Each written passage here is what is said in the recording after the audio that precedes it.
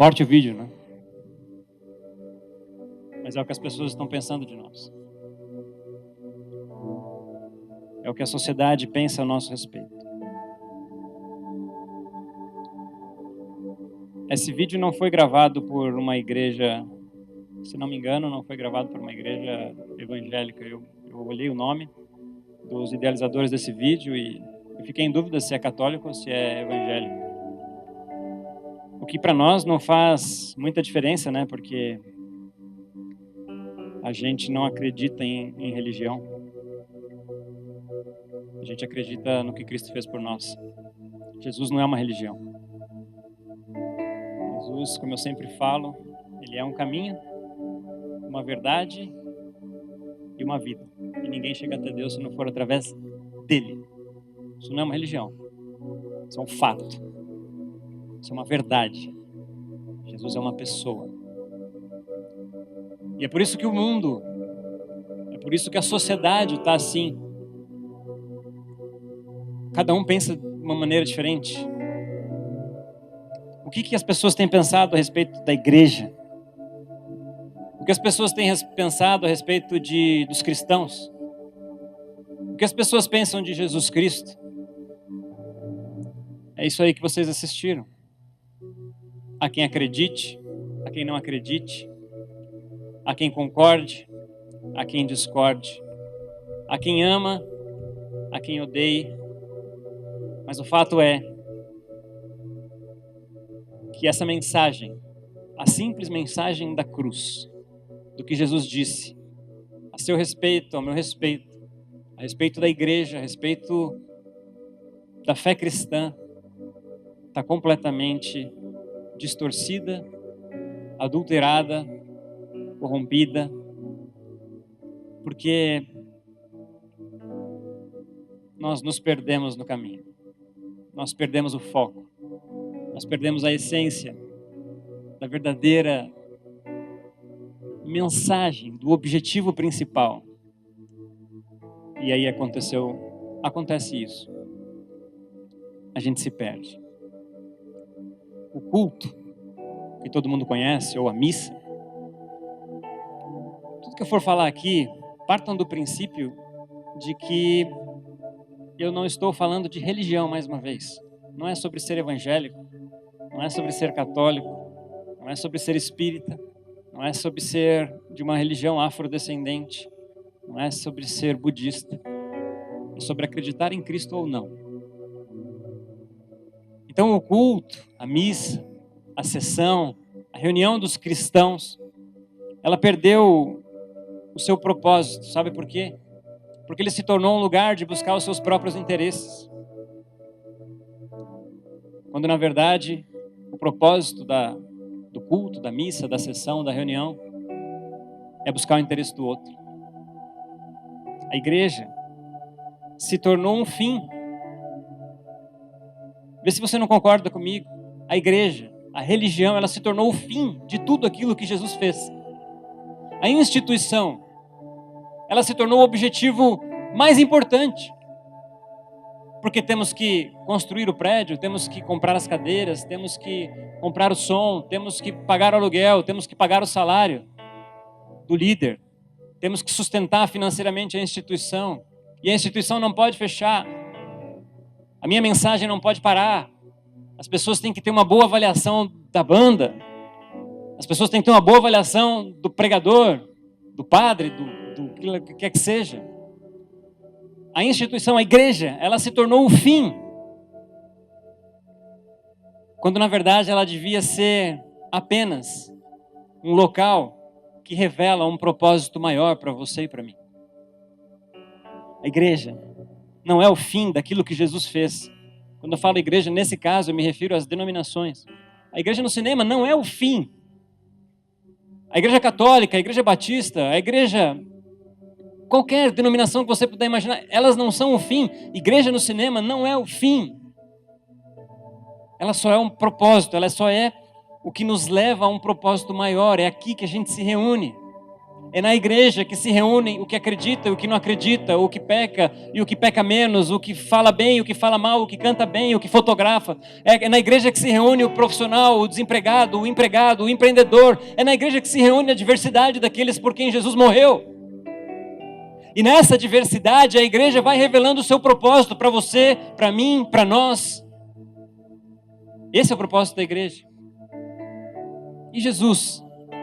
Porque essa é a problemática dos vídeos. O que o cristão, o que o culto se tornou, o que a igreja se tornou e o cristão, e Jesus, quem é Jesus? Jesus se tornou, nesse contexto, o viabilizador das nossas vontades. Ele se tornou um empregado, na verdade.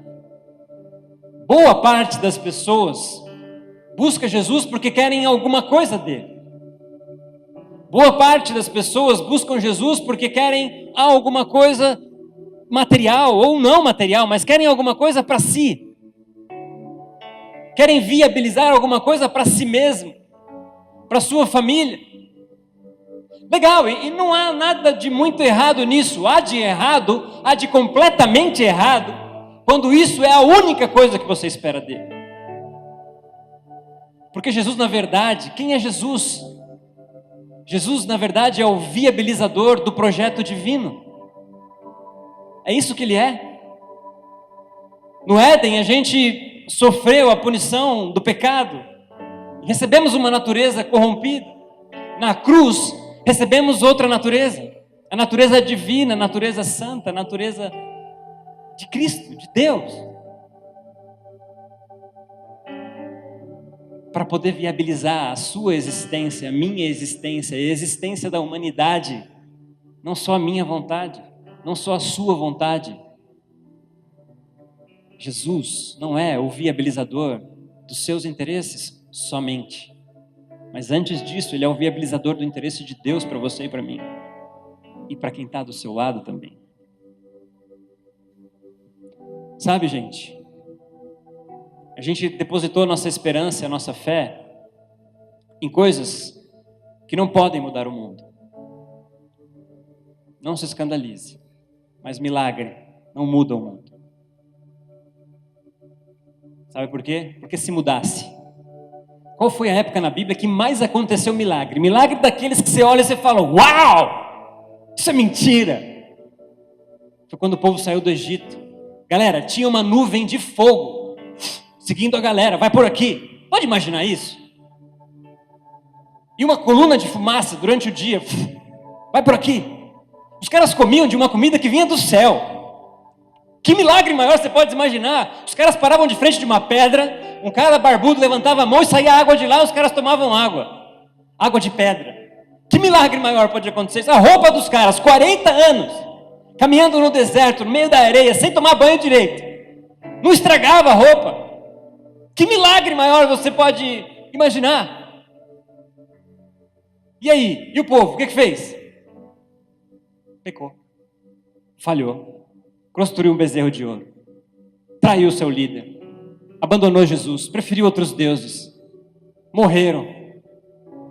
Milagre não resolve o problema. Não é o milagre que vai mudar o mundo. Então o que vai mudar o mundo é o culto. Culto todo dia. Vamos fazer culto todo dia que isso aí vai mudar o mundo. Não vai. Porque também não mudou no caso de Adão. A Bíblia diz em Gênesis que na viração do dia, Deus descia e falava com Adão todo dia tinha culto com Adão. Todo dia Deus falava com ele, todo dia ele falava com Deus. E aí, qual foi o resultado? Ramelou, pecou. Então culto todo dia também não é a solução do problema. Intimidade. Tem intimidade com Deus. Vamos fazer intimidade, vamos ver Deus. Isso aí, intimidade vai resolver o problema. Não resolveu no caso de Lúcifer. Louvor, vamos fazer um baita louvor. Louvor é a solução. Vamos ter um louvorzão bacana, atrair pessoal, e o louvor vai fazer um movimento incrível, e as pessoas vão gostar de vir na igreja por causa do louvor. Isso vai resolver. Não resolveu no caso de Lúcifer. Lúcifer era o cara que comandava o louvor. Lúcifer era o principal entre os anjos, falava diretamente com Deus, mas não se satisfez em si mesmo e quis ser mais do que Deus, quis a sua própria vontade, quis o seu próprio interesse, quis aquilo que ele queria no seu coração e caiu. Não resolveu louvor, culto todo dia, milagre. Isso não muda o mundo. Sabe o que muda o mundo? Você muda o mundo. Sabe por que você muda o mundo? Porque você tem Cristo dentro de você. Be Jesus. Essa é a nossa campanha desse mês. Seja Jesus. Esse Jesus que as pessoas não entendem quem é, tem distorção, tem distorcida a realidade de quem Jesus é. Ele mudou a história. Um homem mudou a história. A partir dele se conta o tempo no Ocidente. Antes de Cristo, depois de Cristo, ele mudou a história. Você carrega ele dentro de você. Não é essa sessão que vai mudar o mundo. É você. Não é o louvor que a gente ouviu aqui, bonito, que vai mudar o mundo. Não, é você.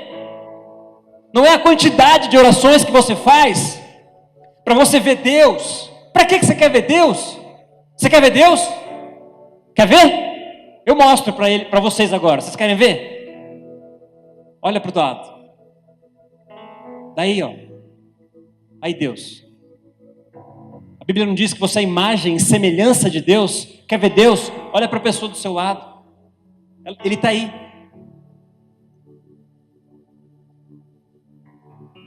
Para quê? Não estou dizendo que não é importante orar, não estou dizendo que não é importante louvar. Não seja radical e não radicalize o que eu estou dizendo. Não estou dizendo que não é importante ter culto, não estou dizendo nada disso. Eu estou dizendo que a solução do mundo não é isso. As pessoas se trancam num quarto, se trancam numa igreja, se trancam numa religiosidade infernal. Religiosidade infernal é boa, né? Porque elas querem ver Deus. As pessoas querem ser santas para ver Deus. Mas você sabe para que é a santidade? É para que Deus seja visto em você. Não é para você ver Deus, é para Deus ser visto em você. É para isso que Deus morreu, Jesus Cristo morreu. É para isso que Ele habitou em você, para Ele ser visto em você. Isso é ser Jesus onde você for. É muito mais importante do que a gente faz, de como a gente faz. Paulo disse, em 1 Coríntios 11, 1, tornem-se meus imitadores, assim como eu sou de Cristo. Quer desconstruir outra balela que falam por aí? Ah, irmão, não olha para mim não, tá? Olha para Jesus, tá errado. Olha para mim sim, porque eu olho para Jesus. E eu replico o comportamento de Jesus. Eu tenho Jesus dentro de mim. Olha para mim sim, e me imita. Porque eu imito a Cristo. Há uma responsabilidade sobre nós, sobre aqueles que se dizem cristãos. E a responsabilidade é ser Cristo, é ser como Cristo. Atenção que eu não estou dizendo, coloque sobre mim a sua responsabilidade de acreditar em Deus. Isso é diferente. Há muitas pessoas aqui e por aí frustradas porque depositaram a sua expectativa de bondade ou de ligação a Deus por uma pessoa, em um líder. Não é disso que eu estou falando. Nunca faça isso. Não coloque sobre mim a responsabilidade do seu sucesso. Não coloque sobre mim a sua condição de alegria ou a sua condição de resposta de Deus. Deus fala comigo? Fala, mas fala com você também. E é isso que a gente quer quando fala que é formar líderes. Formar pessoas que ouvem a voz de Deus, que não precisam de um homem para se conectar com Deus. Pessoas independentes em Deus, com relacionamento com o Espírito Santo. É disso que Deus precisa, as pessoas que vão mudar o mundo. Não sou eu que vou mudar o mundo sozinho, mas somos nós juntos, isso é a igreja. A revelação de um propósito maior, não o meu propósito. A igreja no cinema não existe por mim, nem por nenhum de nós aqui, ela existe por nós todos juntos. A verdade não é a igreja no cinema, é a igreja de Cristo, aquela que Cristo fundou. Essa igreja existe para todos, para a manifestação do propósito de todos. Eu acho incrível quando eu venho aqui e eu vejo essa galera de amarelo. Tem gente que usa a INCRE como sua igreja, tem gente que é de outra igreja, e isso é lindo, e essa galera faz com paixão, essa galera faz com amor, eles chegam cedo. Por quê? Porque eles entenderam que há um propósito maior na reunião dessas pessoas, um propósito de salvação, de vida eterna, de transformação, porque eles carregam dentro deles o próprio Cristo. Sejam meus imitadores, assim como eu sou, de Cristo. Eu e você carregamos a responsabilidade de olhar para Cristo, de tentar ser como Ele. E carregamos a responsabilidade, sim, de ser Jesus aonde a gente está, não só na igreja, na rua, no trabalho, na família, nas férias, no trânsito. É um pouco mais difícil, mas também tem que ser lá. Mais uma vez, eu não estou dizendo que você tem que depositar a sua esperança de resposta de Deus em um homem. Isso geralmente causa frustração, porque só deposite a sua confiança em Deus. Mas não aceite que alguém diga ou te ensine que não deve olhar para você, deve olhar para Jesus. Deve olhar para você sim, porque as suas ações, as suas respostas, o seu caráter, as suas decisões devem expressar Jesus em todo o tempo. Isso é uma responsabilidade sua. Eu queria dar um exemplo e colocar Gálatas 2 na tela para ler com vocês. A gente vai ler 10 versículos para exemplificar isso na Bíblia. Uma discussão que rolou entre Pedro e Paulo, que reflete muito bem esse problema. O problema da religiosidade, o problema da perda de foco, o problema daquilo que é mais importante, o problema daquilo de botar os olhos naquilo que realmente importa, o problema de botar os olhos naquilo que realmente muda as pessoas. Pedro e Paulo tretam. E aí vamos lá ver o que aconteceu. Quando, porém, Pedro veio a Antioquia, enfrentei-o face a face. É Paulo que está falando. Por sua atitude condenável. Paulo está falando, Pedro ramelou. Pedro fez besteira. Pois antes de chegarem alguns da parte de Tiago, ele comia com os gentios. Ele estava comendo com a galera do pecado. Galera que não era judeu, que não fazia que nem eles, que não comportava que nem eles. Ele foi comer com essa galera e comia de boa. Estava lá com os desviados. Beleza. Quando, porém, eles chegaram, afastou-se e separou-se dos gentios. Quem chegou? Os caras de Tiago, que eram os caras de Jerusalém, né? A galera, os crentes, os católicos, os caras da religião, os líderes. Chegaram lá. Quando chegou essa galera, porém, eles chegaram, afastou-se e separou-se dos gentios, separou dos pecadores, temendo que eram da circuncisão.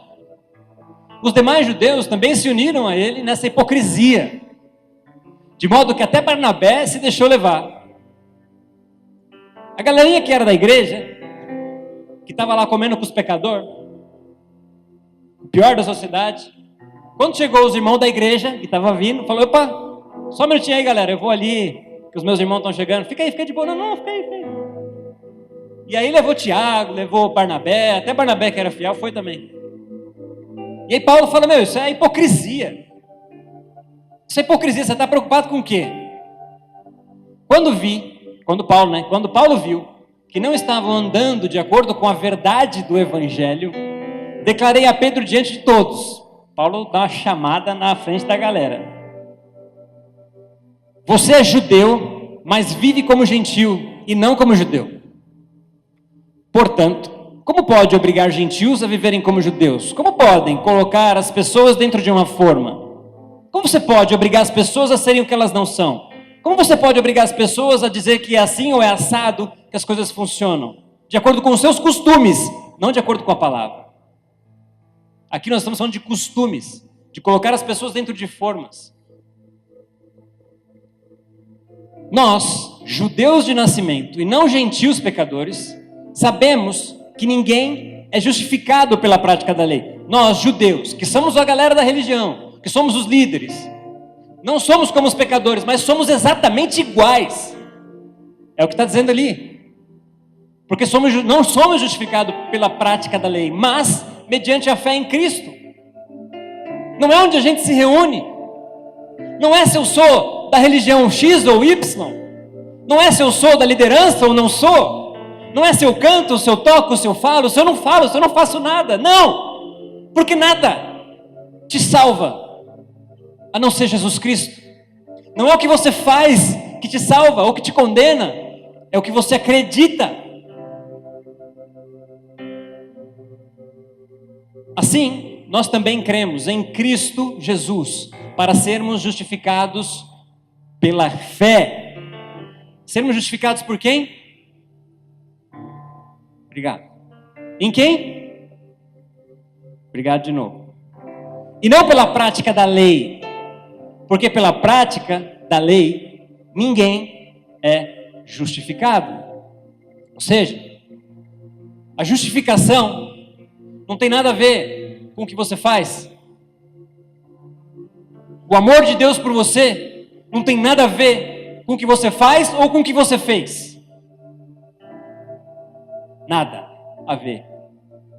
Tem a ver com o que você acredita. Tem a ver com o que você decidiu acreditar. Tem a ver com se você entendeu ou não. Vamos ler mais. Se, porém, procurando ser justificados em Cristo, descobrimos que nós mesmos somos pecadores, será Cristo então ministro do pecado? De modo algum?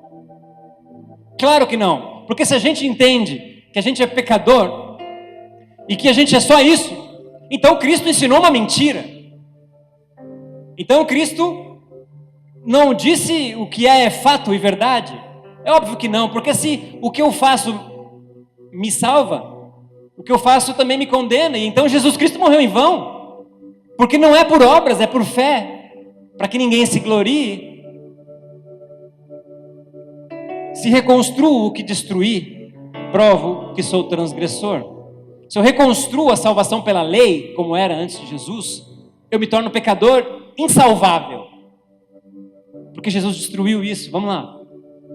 Pois por meio da lei eu morri para a lei, a fim de viver para Deus. A lei me matou, a lei me condenou. E quando ela fez isso, a única maneira de eu viver é viver para Deus.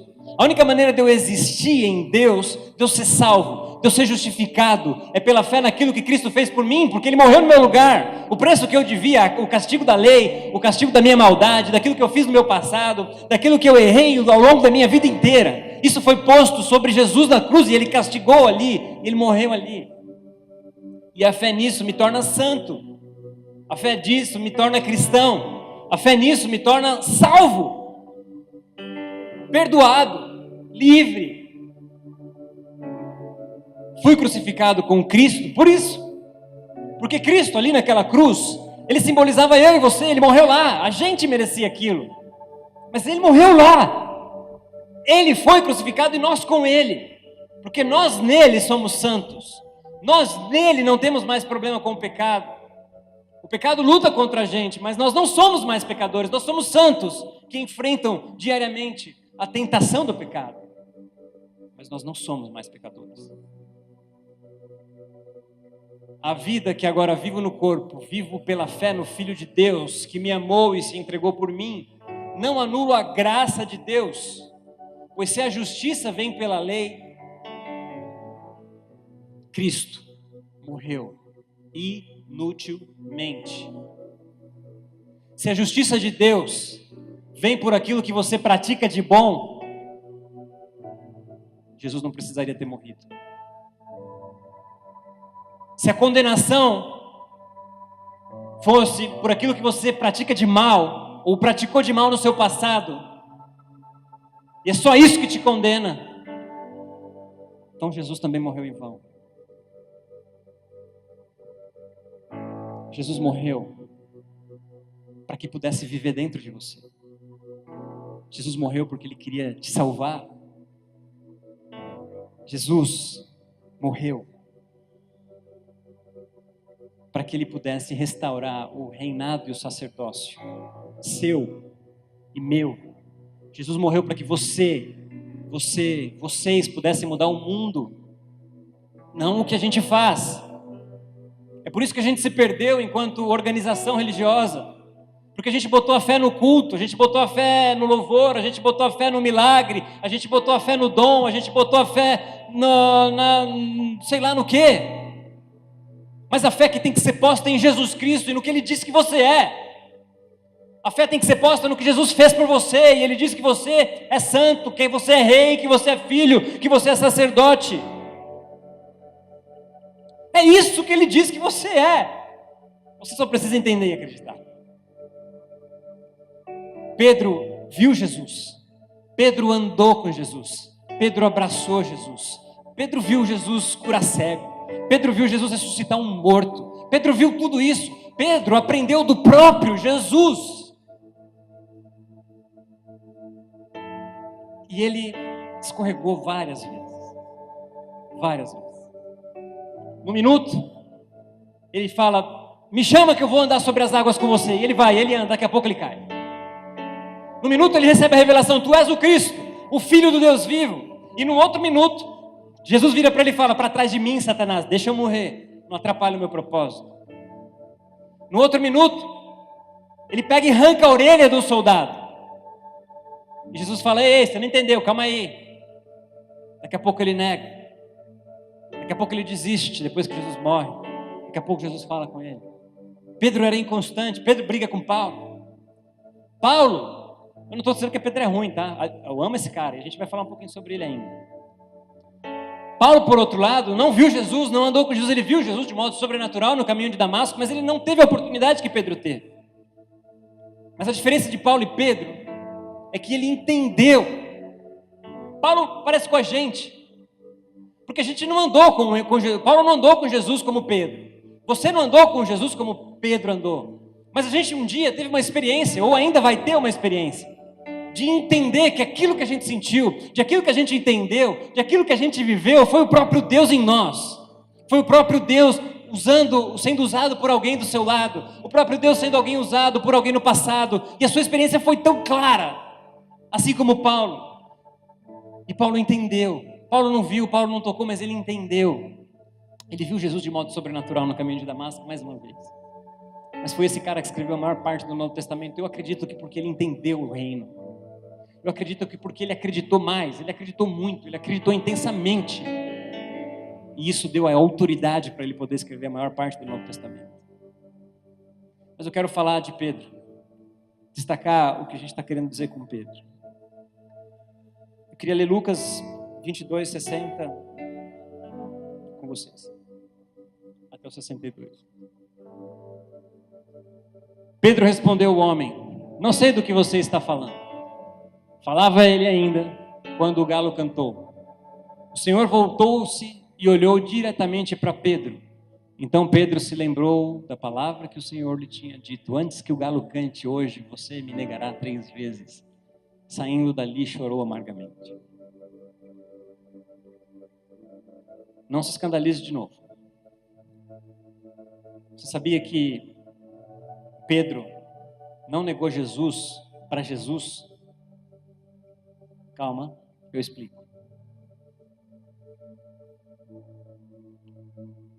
Pedro estava disposto a morrer por Jesus, isso é óbvio.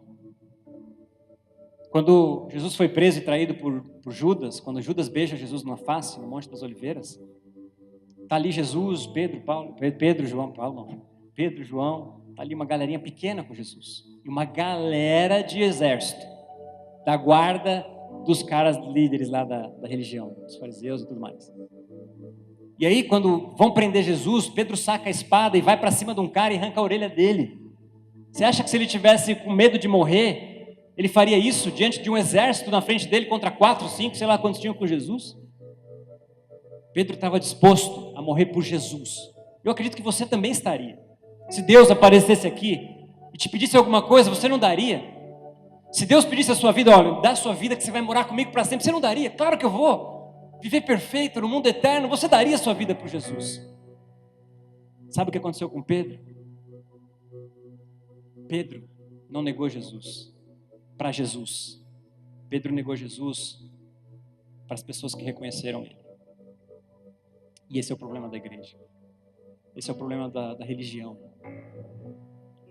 Quando Pedro, as pessoas falam, a mulher fala, depois o homem fala, ei, você é discípulo de Jesus, você é galileu, você é deles. E Pedro fala, não, eu não sou, eu não sei do que Pedro não estava negando Jesus para Jesus, Pedro estava negando Jesus para aquela mulher ou para aquele homem, porque ele sabia que se ele falasse sim, eu sou, ele morreria por aquela mulher. E ele não estava disposto a morrer por uma pessoa que não fosse o próprio Deus. Esse é o problema da nossa igreja, da nossa religião. A gente não está disposto a morrer pelo outro. A gente não está disposto a morrer pelas pessoas. A gente até morreria para Deus, mas a gente não está disposto a morrer pelas pessoas. Pedro não negou Jesus para Jesus, Pedro negou Jesus para aquela mulher e para aquele homem que identificaram ele, porque ele sabia que se ele falasse sim, eu sou, ele seria pego pelos guardas e morreria por uma mulher, e morreria por um homem. Mas o verdadeiro evangelho é a morte pelo próximo. É a morte pelo irmão, pelo Filho de Deus que está aí do seu lado. Eu não estou falando de uma morte de sangue, não radicalize o discurso. Morrer para o próximo não necessariamente é só fazer a minha vontade. Morrer pela igreja não é só fazer a minha vontade, é morrer parte das minhas vontades para que eu tenha tempo para o outro, para que eu tenha tempo para a comunidade, para que eu tenha tempo para a pessoa, para o ser humano. Eu não estou falando só de igreja, não estou falando que você tem que vir aqui todo domingo e largar tudo e me ajudar aqui. Não estou falando disso, eu estou falando da pessoa que está aí do teu lado. Morrer para o outro é nem sempre só buscar a sua vontade, o seu interesse. É morrer um pouquinho da sua vontade para que alguém viva do teu lado melhor. Isso que Jesus estava querendo que Pedro entendesse. Você quer a prova disso?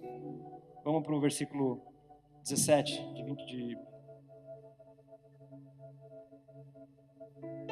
de João também, 21, 17. Jesus encontra com Pedro lá na frente. Jesus morreu. Jesus ressuscitou, apareceu para eles, depois sumiu, depois apareceu, depois sumiu, e aí os discípulos estavam ali tudo junto. Aí Pedro falou: quer saber, galera, eu vou pescar, vou dar um rolê que esse Jesus aí, não sei se vai voltar não. Lá ramelou de novo. E ele foi pescar, e estão lá pescando. Daqui a pouco aparece um cara na areia e falou: a rede é para o outro lado. Aí os caras falam: opa, eu já ouvi isso. Aí os caras jogam a rede para o outro lado e pá, bomba de peixe.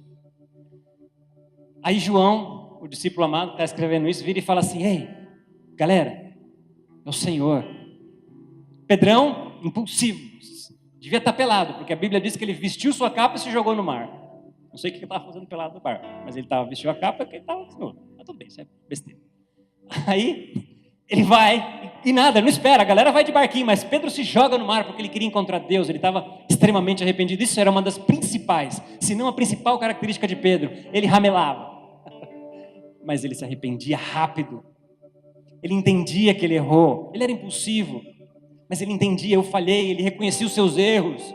Você erra, eu erro, todo mundo erra e a gente ainda vai errar. Mas a diferença entre alguém que agrada o coração de Deus lá de cima é reconhecer que a gente errou, que a gente falhou. A gente não precisa do poder de Deus para ver Deus. A gente precisa do poder de Deus para amar as pessoas que estão do nosso lado. A gente precisa do poder de Deus para conseguir continuar sendo fiel, tendo moral, tendo ética, tendo integridade, tendo respeito, tendo domínio próprio. É para isso, principalmente, que o poder de Deus serve. Para eu continuar sendo um bom marido, um bom filho, um bom profissional, um bom cristão. Essa é a principal finalidade do poder de Deus. É óbvio que Ele quer o poder para curar, para falar em línguas, para ter visão, para ter profecia. Isso acontece, mas isso não é o mais importante. O mais importante é a pessoa que está do seu lado. E é para isso que você precisa do poder de Deus, para se arrepender, para ser quem Ele sonhou que você fosse. E aí Pedrão cola lá com Jesus. Jesus está fazendo um peixinho ali. E aí vocês sabem da história. Pedro negou 3 vezes Jesus. E Jesus pergunta 3 vezes para Pedro: você me ama? Claro que eu amo. Você me ama? Tu sabes que eu te amo. Você me ama? Senhor, tu sabes de todas as coisas. E sabes que eu te amo. E 3 vezes Jesus vira para Pedro e diz: então tá bom. Nunca mais me negue para outra pessoa. Cuide das pessoas. Apacenta as minhas ovelhas. Cuide das minhas ovelhas. Você me negou 3 vezes para 3 pessoas. Nunca mais faça isso, Pedro. Nunca mais me negue para ninguém. Me mostre para as pessoas. Jesus. Seja Jesus onde você for, Pedro. Faça o que eu fiz. Diga o que eu disse. Ame como eu amei. Ensine como eu ensinei. Compartilhe como eu compartilhei. Se você me ama, então cuide das pessoas. Peça o meu poder para conseguir cuidar das pessoas. Para encerrar já, eu queria ler com você João 21, 18 e 19. Olha que interessante isso. Digo a verdade.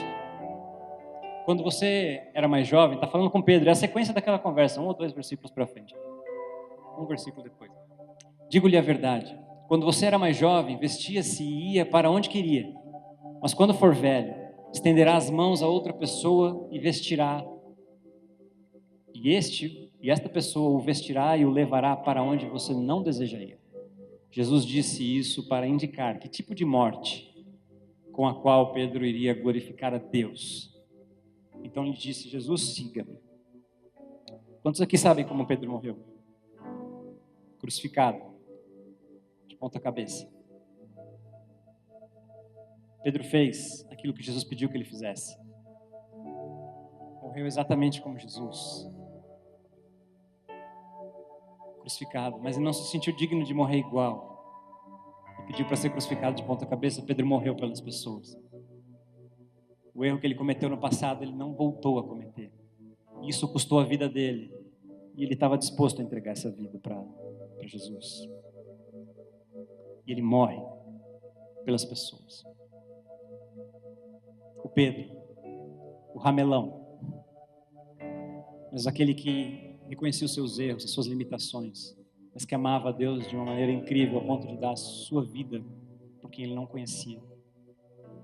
Isso é evangelho. Isso é igreja. Isso é ser cristão. Isso é ser Jesus. Nada menos do que isso. Não é sobre mim. Não é sobre você. Não é sobre a minha vontade. Não é sobre a sua vontade. É sobre a vontade de Deus para com a pessoa que está do seu lado. Jesus não veio para matar. Ele veio para morrer. Jesus não veio para matar ninguém. Ele veio para morrer. Por você. Por mim. Pelos homossexuais. Pelos drogados. Pelas prostitutas. Pelos corruptos. Pelos bandidos. Pelos imorais. Pelos religiosos. Pelos pastores e padres que roubam dinheiro das igrejas. Pelos pastores e padres que praticam pedofilia. Por você. Por mim. Olha que interessante isso. Uma informação me tornou pecador. Não parece injusto? O que você fez para se tornar pecador? Você estava lá no Éden? Você influenciou Adão? Você influenciou Eva? O que você tem? Você não tem nada a ver com isso. Você não pediu para nascer pecador. Não é culpa sua que você nasceu pecador. Não parece injusto? Você não fez nada para ser pecador. Você não estava lá no Éden. Você não influenciou. Você não falou: Satanás, ô serpente, vai lá. Dá uma enroladinha na Eva lá para ver o que você vai fazer. Não, você não fez. Não parece injusto? Você não fez nada para se tornar pecador. Você não estava lá. Você não influenciou nada. Você não fez nada para ser pecador. Uma informação te tornou pecador. Parece injusto, não é? Se, e somente se, também uma outra informação sobre a qual você não teve nenhuma influência também não te tornasse filho. Porque você também não estava lá na cruz. Você também não foi crucificado. Você também não sofreu. Você também não foi humilhado. Você também não foi cuspido. Você também não foi traído. Mas porque Jesus fez isso, uma informação também te salvou. Uma informação também te fez filho. Uma informação também te fez rei, também te fez sacerdote. Uma informação te tornou pecador, mas uma informação também te torna santo.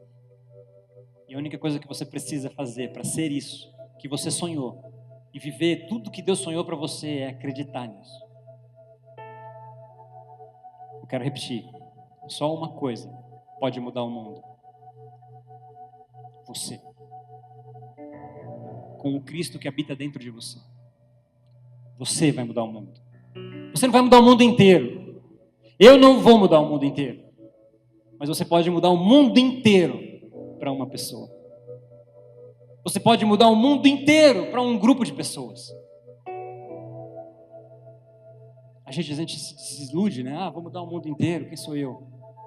Você pode mudar o mundo inteiro para algumas pessoas. Então, não esqueça essa responsabilidade que é nossa como igreja, é nossa como cristão, é nossa como representante de Jesus na terra. Você quer que as pessoas vejam Deus? Be Jesus. Seja Jesus. Ele está dentro de você. 1 João 3,1 diz: vejam como é grande o amor do Pai que nos concedeu sermos chamados filhos de Deus, que de fato somos. Ei, é a Bíblia que está falando, meu irmão e minha irmã, mano e mana. Vocês são filhos de Deus. É o que vocês são, o que mais vocês precisam para cumprirem o propósito, o desejo de Deus na sua vida. Vocês são filhos. Não faz sentido você ficar implorando, pelo amor de Deus, para comer, porque nenhum pai vai ficar castigando você. O ato de castigar é um ato de maldade, e Deus é essencialmente bom. Talvez você esteja colhendo a consequência de algumas coisas que você fez, mas Ele não está te castigando, porque Ele te ama. Não faria sentido Ele morrer na cruz para você ser castigado. O que de fato somos? Filhos, porque o mundo não nos conhece, porque não o conheceu.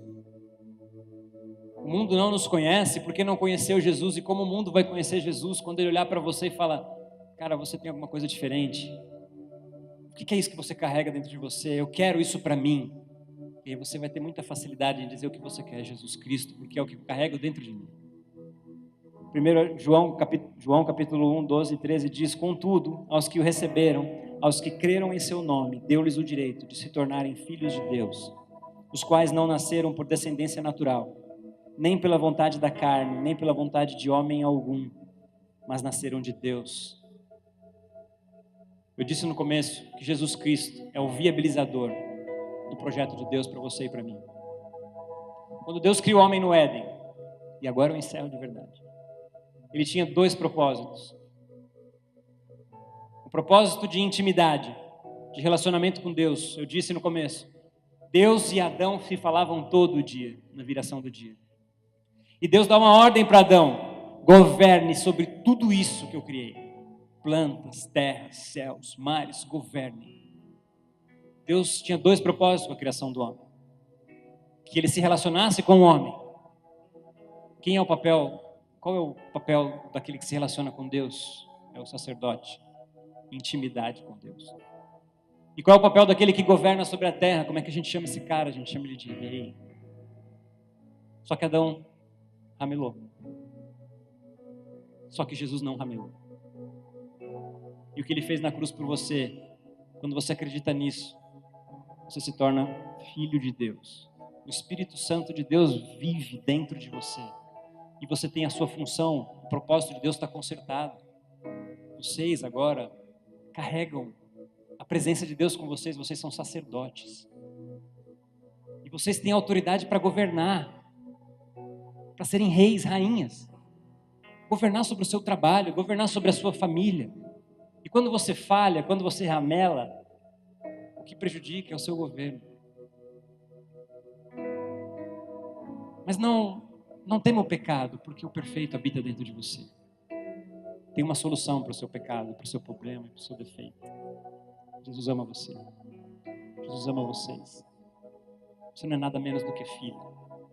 Filha, você não é nada menos do que uma rainha para governar sobre a terra. Um sacerdote para levar a presença de Deus onde você estiver, uma sacerdotisa. É isso que você é. Amém? Deus nos abençoe nessa missão de ser Cristo onde a gente for. Deus nos abençoe nessa missão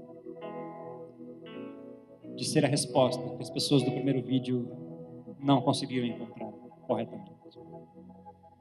Queria que vocês ficassem de pé para a gente fazer uma oração.